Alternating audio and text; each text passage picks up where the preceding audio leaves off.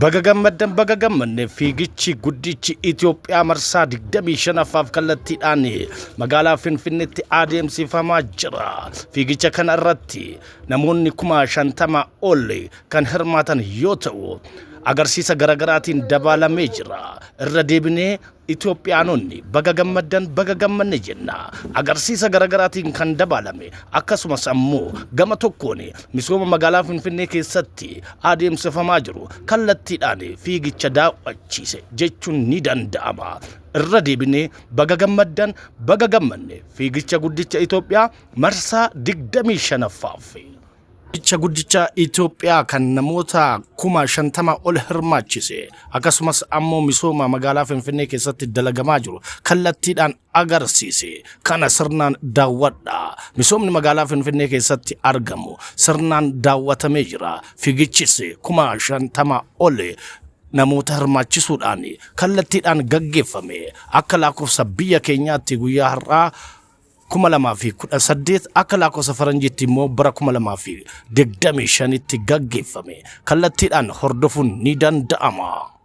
Guddicha Itoophiyaa kan namoota kuma shantamaa ol hirmaachise akkasumas ammoo misooma magaalaa Finfinnee keessatti dalagamaa jiru kallattiidhaan agarsiise. Kana sirnaan daawwadha. Misoomni magaalaa Finfinnee keessatti argamu sirnaan daawwatamee jira. Fiigichis kuma shantamaa ol namoota hirmaachisuudhaan kallattiidhaan gaggeeffame. Akka lakkoofsa biyya keenyaatti guyyaa hardhaa 2018 akka lakkoofsa faranjiitti immoo bara 2025tti gaggeeffame. Kallattiidhaan hordofuun ni danda'ama.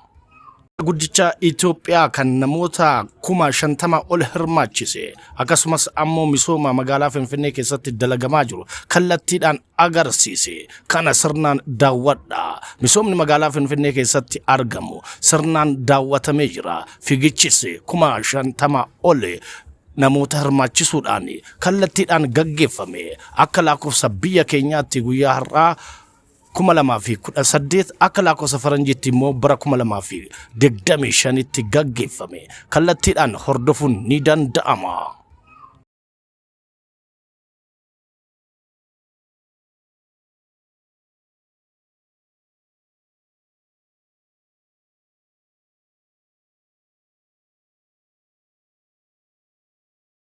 Fiigicha guddicha Itoophiyaa kan namoota kuma shantamaa ol hirmaachise akkasumas ammoo misooma magaalaa Finfinnee keessatti dalagamaa jiru kallattiidhaan agarsiise. Kana sirnaan daawwadha. Misoomni magaalaa Finfinnee keessatti argamu sirnaan daawwatamee jira. Fiigichis kuma shantamaa ol namoota hirmaachisuudhaan kallattiidhaan gaggeeffame. Akka lakkoofsa biyya keenyaatti guyyaa hardhaa 2018 akka lakkoofsa faranjiitti immoo bara 2025tti gaggeeffame. Kallattiidhaan hordofuun ni danda'ama.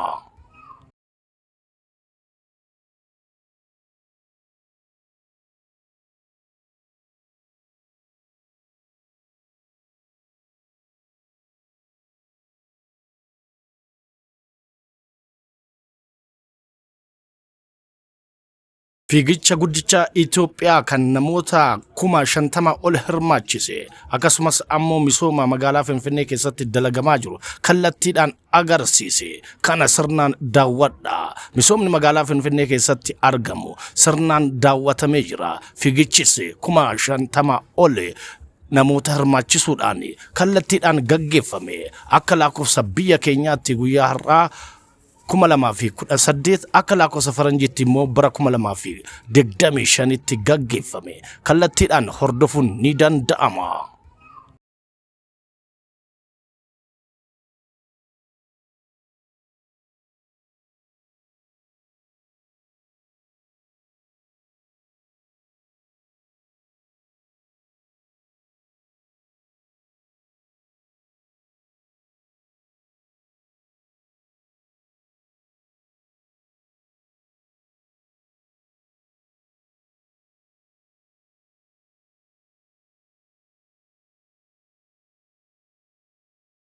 Fiigicha guddicha Itoophiyaa kan namoota kuma shantamaa ol hirmaachise akkasumas ammoo misooma magaalaa Finfinnee keessatti dalagamaa jiru kallattiidhaan agarsiise.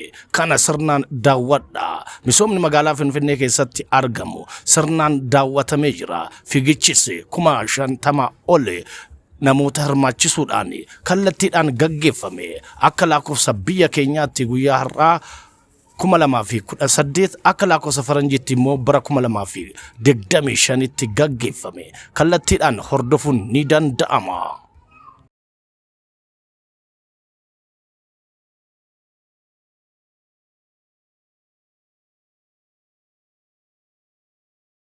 Fiigicha guddicha Itoophiyaa kan namoota kuma shantamaa ol hirmaachise akkasumas ammoo misooma magaalaa Finfinnee keessatti dalagamaa jiru kallattiidhaan agarsiise. Kana sirnaan daawwadhaa. Misoomni magaalaa Finfinnee keessatti argamu sirnaan daawwatamee jira. Fiigichis kuma shantamaa ol namoota hirmaachisuudhaan kallattiidhaan gaggeeffame. Akka lakkoofsa biyya keenyaatti guyyaa hardhaa 2018 akka lakkoofsa faranjiitti immoo bara 2025 tti gaggeeffame. Kallattiidhaan hordofuun ni danda'ama.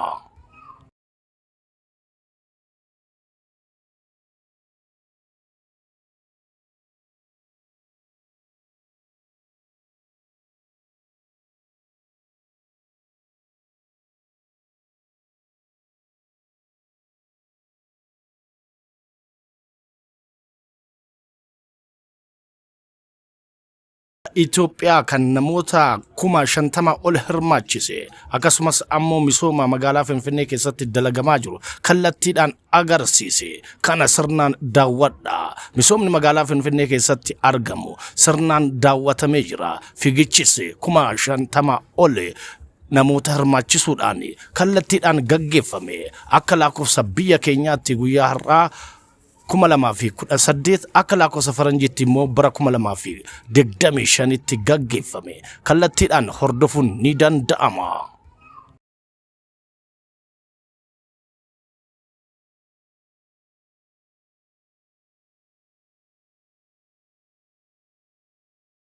Fiigicha guddicha Itoophiyaa kan namoota kuma shantamaa ol hirmaachise akkasumas ammoo misooma magaalaa Finfinnee keessatti dalagamaa jiru kallattiidhaan agarsiise.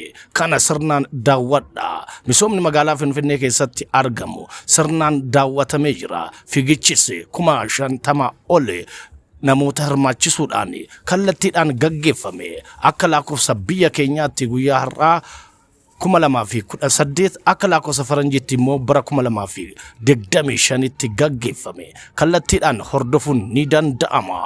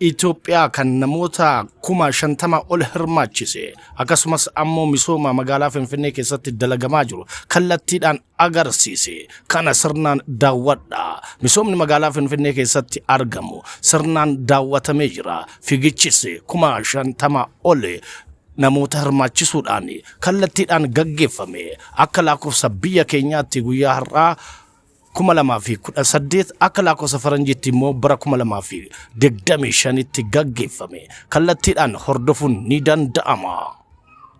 Fiigicha guddicha Itoophiyaa kan namoota kuma shantamaa ol hirmaachise akkasumas ammoo misooma magaalaa Finfinnee keessatti dalagamaa jiru kallattiidhaan agarsiise. Kana sirnaan daawwadhaa. Misoomni magaalaa Finfinnee keessatti argamu sirnaan daawwatamee jira. Fiigichis kuma shantamaa ol namoota hirmaachisuudhaan kallattiidhaan gaggeeffame. Akka lakkoofsa biyya keenyaatti guyyaa hardhaa 2018 akka lakkoofsa faranjiitti immoo bara 2025tti gaggeeffame. Kallattiidhaan hordofuun ni danda'ama.